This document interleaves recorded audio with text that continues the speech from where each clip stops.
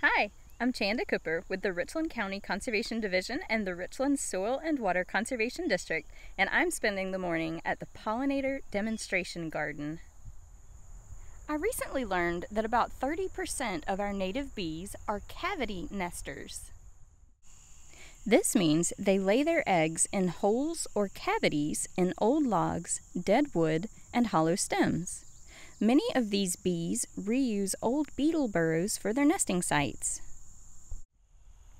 Garden manager Anne Marie Johnson has dedicated an entire bed in the demonstration garden to these cavity nesting insects. Let's chat with her to learn more about how we can create habitat for cavity nesters in our home landscapes. What's happening in this bed? In this bed, Chanda, we're trying to create more of that home sweet home for our pollinators. We've got different examples of what you can do in your yard with some downed wood, or you've got some logs around you want to use for bringing pollinator habitat into your yard. We've got a nice little stump here, holes in it that are already there, which our bees will like to use.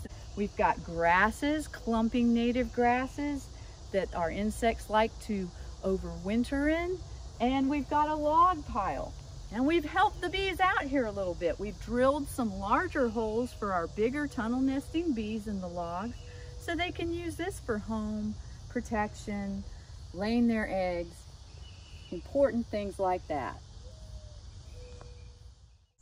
Dead trees, called snags, provide excellent habitat for cavity nesting insects as well as birds and other wildlife. If a snag can be safely left to deteriorate on its own in an unused corner of your home landscape, excellent. However, in residential areas, these snags can create a safety hazard and must be carefully removed. In lieu of a snag, you can safely plant a log as Anne Marie has done and pre-drill holes to encourage cavity nesters. If you really want to get creative, you can convert your log into a bit of garden art. Log piles also create wonderful habitat for cavity nesting insects, and they add an interesting architectural feature to your landscape. For detailed instructions about the diameter and depth of holes to drill in dead wood for cavity nesting insects, visit the website of the Xerces Society for Invertebrate Conservation.